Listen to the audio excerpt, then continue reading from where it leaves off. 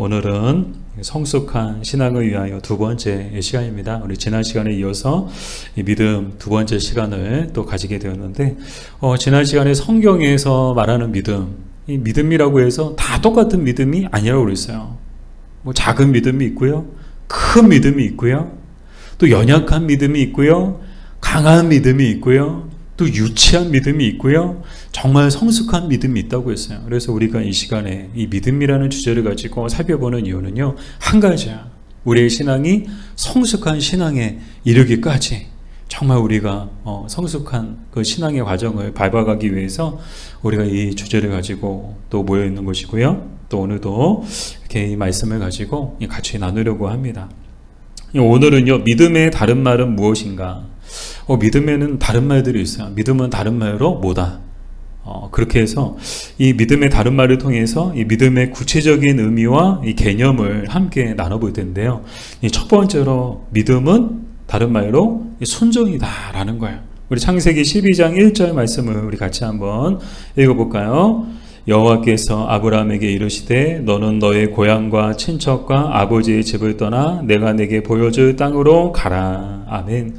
자, 믿음의 다른 말은 단연 순종이라고 저는 생각해요. 왜 그런가 하면 이 믿음과 순종은 하나거든요. 다른 게 아니에요. 믿음이 있다? 그러면 순종한다는 것이고요. 순종한다? 그럼 믿음이 있는 거야. 근데 순종하지 않아요? 믿음이 없는 거야. 그래서 이 믿음의 지표는 뭐냐? 바로 순종이 있다는 거야. 그래서 순종을 통해서 그 사람의 믿음을 알 수 있다는 거죠. 믿음이 있는가 없는가를 우리는 알 수 있다라는 점인데요.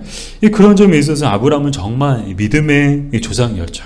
오늘 본문 내용이 바로 그 말씀인데요. 하나님께서 아브라함을 부르실 때 뭐라고 말씀하셨나요? 너는 너희 고향과 친척과 아버지 집을 떠나 내가 내게 지시할 땅으로 가라 라고 말씀하시죠. 근데 이때 아브라함의 나이가 몇 살이었는가 하면 70세였어요. 결코 적지 않은 나이죠.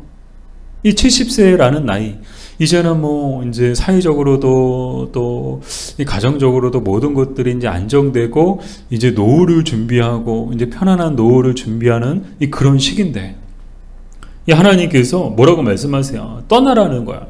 근데 더 황당한 건 뭔가 하면요, 그냥 그 가라는 곳도 정확하게 어디, 뭐 서울 특별시, 강서구, 가양동, 뭐 거기로 가, 뭐 주소를 정해주신 것도 아니고요, 뭐 주소도 모르고 무작정 떠난 거야. 히브리서 11장 8절에 보면 갈 바를 알지 못하고 떠났다라고 기록되어져 있죠. 아니 뭐 해외여행 갔다 오라는 것도 아니고, 야, 너 얼마나 고생했냐, 열심히 일한 당신 떠나라, 그래서 이제 해외여행 갔다 와라. 그렇게 해서 이 하나님이 아브라함에게 이 가족들과 같이, 자, 너 평생에 어디 가족들끼리 해외여행 갔다 온 적이 있겠냐, 자, 가족들 다 데리고 해외여행 한번 갔다 와라, 그런 말씀하시는 게 아니에요. 떠나라고 했을 때는요, 이 떠나라라는 것은 완전히 떠나라는 거야. 돌아오지 말라는 거예요. 너의 고향과 너의 친척과 너의 아버지 집으로 돌아오지 말고 완전히 떠나라. 내가 너에게 보여줄 땅으로 가라. 이게 얼마나 황당한 하나님의 말씀이에요. 말도 안 되는 거죠. 사실상 이 70세의 나이에 이 아브라함 보고 떠나라는 것은요, 그것도 어디로 가는지도 주소도 안 알려주고 무작정 떠나라고 하는 것은 사실상 죽으라는 얘기하고 똑같은 거예요. 죽으라는 거예요. 근데 놀랍게도 아브라함은 어떻게 합니까? 이 하나님의 말씀에 순종함으로 나아갔죠. 고민하지도 않았어요. 계산하지도 않고요. 그냥 하나님이 가라 하니까 떠났습니다. 이게 믿음인 거죠. 근데 결국은 이 아브라함의 순종이 있었기 때문에 오늘의 아브라함과 오늘의 이스라엘 민족이 있는 점이 있습니다. 만약 아브라함이 순종하지 않았다면 오늘 우리가 보고 있는 아브라함은 정말 더 그 이후로 아브라함의 이름을 찾을 수 없었을 거야. 아브라함은 결코 믿음의 조상이 되지 못했을 것입니다. 또한 이스라엘이라는 나라도, 이스라엘 민족도 지금의 이스라엘 민족을 우리는 보지 못했을 거야. 결과적으로 이 아브라함이 순종함을 통해서 그가 믿음의 조상이 됐고, 지금의 정말 복받은 또 강성한 이스라엘 민족이 있게 된 것이죠. 결과적으로 순종이란 뭐냐? 순종이란 복이다라는 거예요. 믿음은 뭐냐? 순종이고, 순종은 복이다. 사랑하는 여러분, 정말 그렇습니다. 정말 신앙에도 공식이 있어요. 믿음의 공식이죠. 뭐 수학에만 공식이 있는 게 아니고요. 신앙에도 공식이 있어요. 믿음은 순종이고 순종은 복이에요. 이거는요 결코 변하지 않고 결코 깨지지 않는 공식이에요. 그래서 신명기에도 보면 이 하나님이 복 주시는 사람들이 누구예요? 하나님의 말씀에 순종하는 사람들은 어떻게 복을 주세요? 들어와도 복을 받고 나가도 복을 받는 줄 믿습니다. 어떤 일을 해도 복을 받고 누구를 만나도 복을 받는 줄 믿습니다. 그러나 불순종하는 사람들, 하나님의 말씀에 불순종하는 사람들은요 뭘 해도 안 되는 거야. 복을 못 받아요. 들어와도 저주를 받고 나가도 저주를 받고 뭐 누구를 만나도 저주를 받고 뭘 해도 저주를 받고. 이 신앙의 공식이야. 정말 깨지지 않고 변하지 않는 이 공식이죠. 그래서 믿음은 뭐라고요? 믿음은 순종이다. 그리고 순종은 뭐다? 복이다. 자, 두 번째로 믿음은 뭐냐? 믿음의 다른 말은 시선이다 라는 거예요. 우리 출애굽기 13장 21절에서 22절까지 말씀을 우리 같이 읽어볼까요? 여호와께서 그들 앞에서 가시며 낮에는 구름 기둥으로 그들의 길을 인도하시고 밤에는 불 기둥을 그들에게 비추사 낮이나 밤이나 진행하게 하시니 낮에는 구름 기둥 밤에는 불 기둥이 백성 앞에서 떠나지 아니하니라. 아멘. 우리가 잘 아는 것처럼 이제 이스라엘 민족이 400년 넘게 애굽의 노예로 있다가 하나님의 은혜로 이제 출애굽 시켜주셨죠.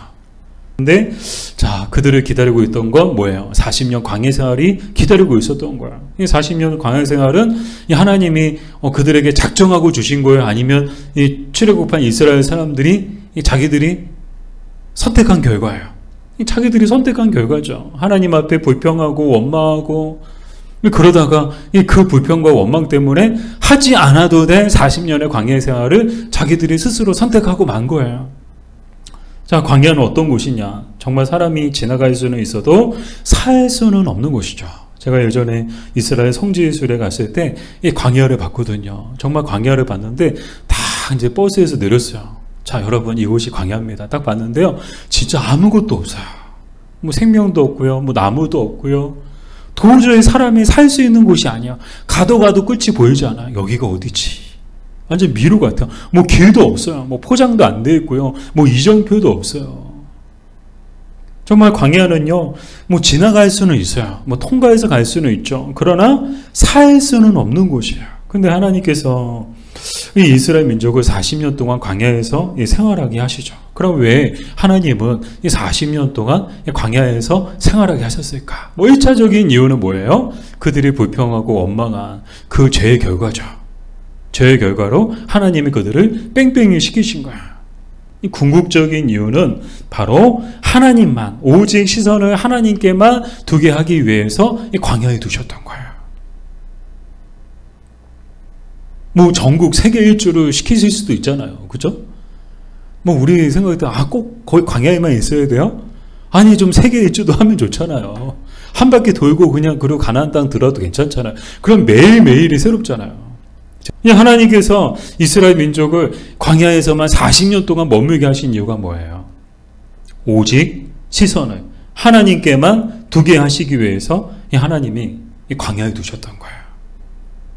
무엇보다도 이것을 반증하는 또 중요한 증거물이 있는데 그게 뭔가 하면 오늘 우리가 읽었던 출애굽기 13장에 나오는 내용이죠. 낮에는 구름 기둥으로 밤에는 불 기둥으로 그들과 함께 하시고 그들을 인도해 주셨다는 거예요.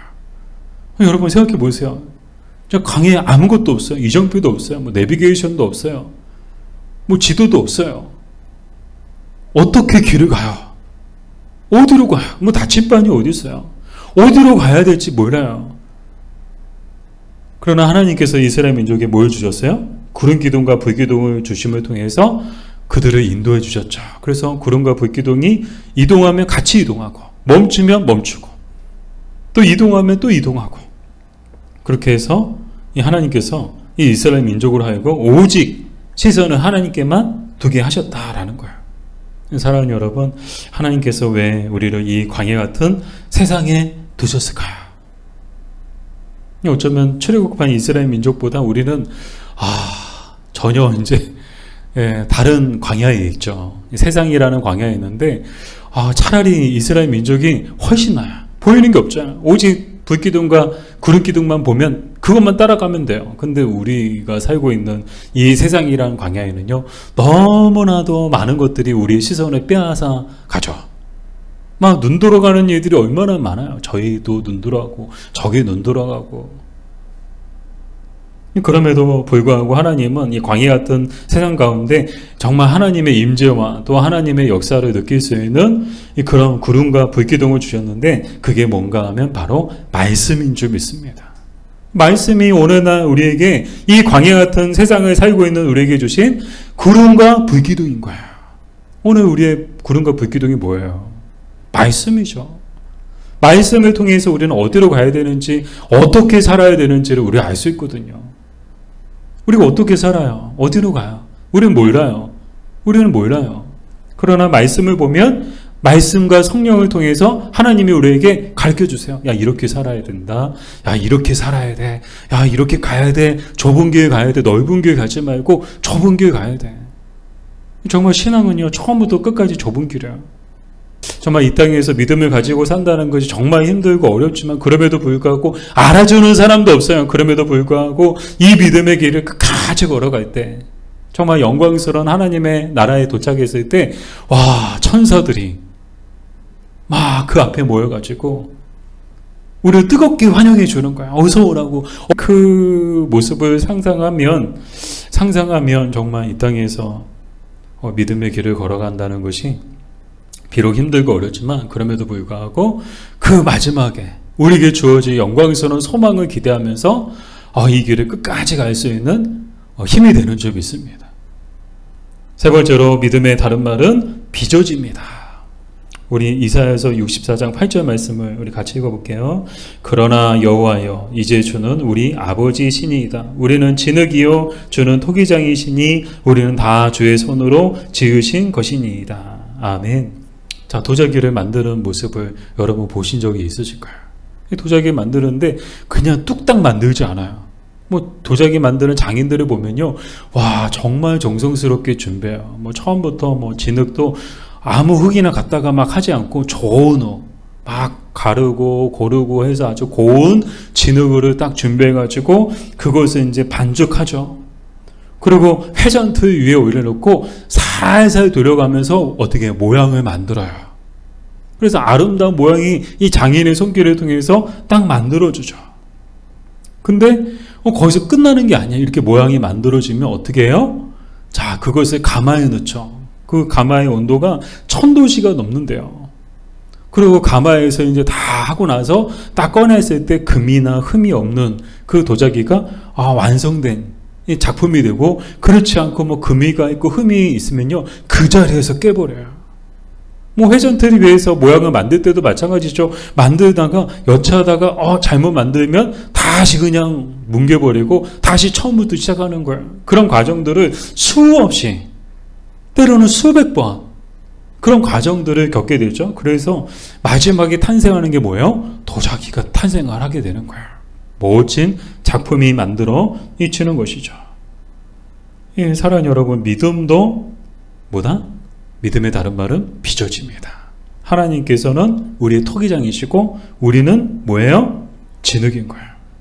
이 하나님께서 우리를 어떻게 빚어가시는가? 회전틀 위에서 때로는 살살 돌리실 때도 있어요. 아주 그냥 살살, 마치 놀이공원에 회전목마 탄 것처럼 즐겁다 이러면서 오르락 내려가면서 한 바퀴 도는 것처럼 아주 그냥 살살 돌리실 때도 있고, 때로는 정말 정신없이 확 돌리실 때도 있어요.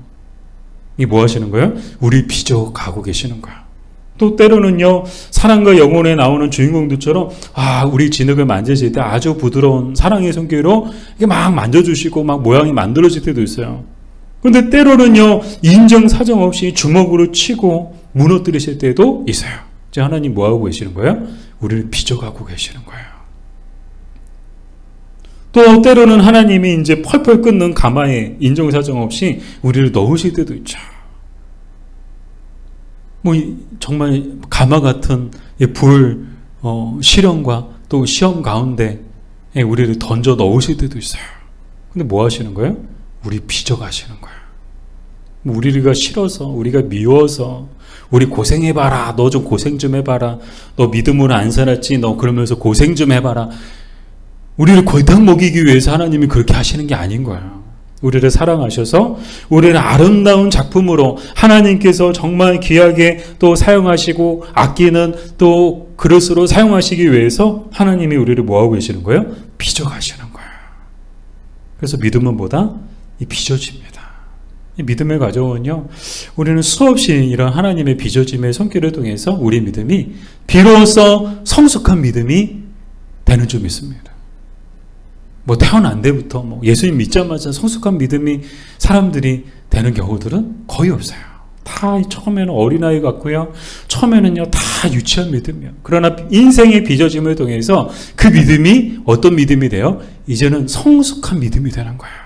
그래서 얼마나 주님의 손길을 통해서 많이 빚어졌느냐에 따라서 얼마나 그 사람이 성숙한 사람인가가 드러나게 되는 거예요.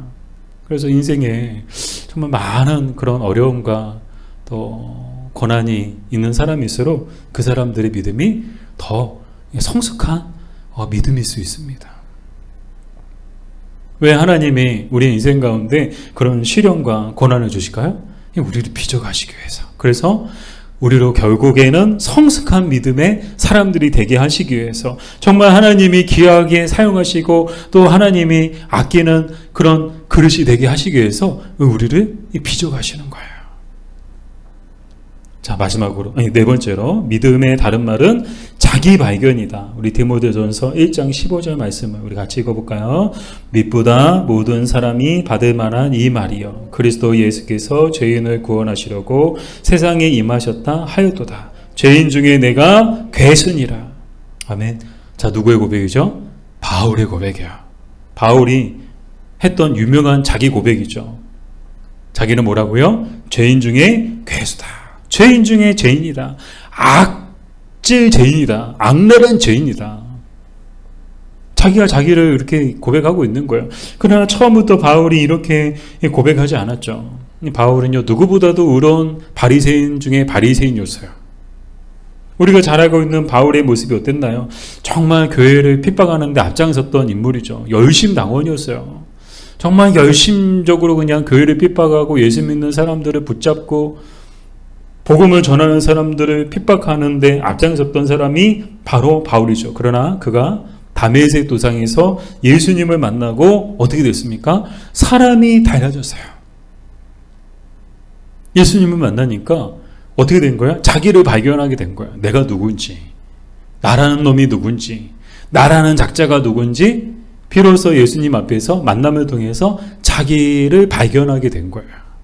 그러니까 복음이 비치게 되면, 복음의 빛이 비치게 되면 가장 먼저는요, 우리는 우리의 모습을 보게 돼요. 그리고 우리가 영적으로 우리가 어떤 사람인가, 우리 영적인 우리의 실체를 보게 되죠. 사도 바울은요, 예수님을 만남을 통해서, 그 만남을 통해서 자기를 발견하게 됐는데, 자기는 뭐다? 자기는 추악한 죄인이다. 그래서 그 자기 발견과 자기 고백 속에 늘 사는 날 동안에 누구보다도 겸손했던 사람이 누구예요? 바울이죠. 어쩌면 예수님 만나기 전에는요, 그 전까지는요, 바울은요, 정말 교만한 사람이었을 거예요. 그러나 예수님을 만나고 나서 누구보다도 이 바울은요, 겸손한 사람이 되었죠. 겸손의 아이콘이 되었을 것입니다. 자, 믿음이란 뭐냐? 믿음의 다른 말은 바로 자기 발견이다. 믿음을 가지게 되면 우리도 어떤 은혜가, 또 어떤 역사가 있게 되는가 하면 자기 발견에 그런 은혜가 또 역사가 있게 되죠. 그래서 믿음을 통해서 우리가 얼마나 추악한 죄인지를 깨닫게 되고, 이 깨달은 사람들은 어떻게 돼요? 주님 앞에서 교만할 수 있을까요? 절대 교만할 수가 없어요. 자기를 발견한 사람들은요, 이 자기 발견한 믿음을 가진 사람들은요, 평생 사는 날 동안에 항상 주님 앞에서 겸손할 수밖에 없는 거예요.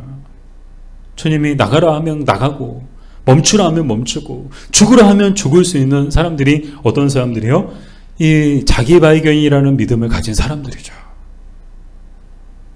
아브라함도 그랬죠. 아브라함도 자기 발견을 통해서, 사도 바울도 자기 발견을 통해서 하나님의 말씀 앞에 절대적으로 순종하는 그런 겸손한 사람들이 되었습니다. 그래서 자, 믿음이란 뭐냐? 바로 자기 발견이다. 그리고 자기 발견은 뭐냐? 곧 겸손이다. 자기 발견하면 겸손할 수밖에 없는 거야. 근데 교회는 다녀요. 뭐 직분도 있어요. 성경적인 지식도 많아요. 근데 사람이 교만해요? 그럼 이 사람은 믿음이 없는 사람인 거예요. 자기 발견에 믿음이 없는 사람인 거예요. 아직 자기를 발견하지 못한 거예요. 우리가 얼마나 죄인 중에 괴수인지, 사도 바울만 죄인 중에 괴수가 아니에요. 우리도 죄인 중에 괴수죠. 우리도 추악한 죄인들이죠. 그러면 하나님 앞에 우리는 겸손할 수밖에 없는 것이죠. 겸손은 존귀의 앞잡이지만 교만은 뭡니까? 패망의 선봉입니다.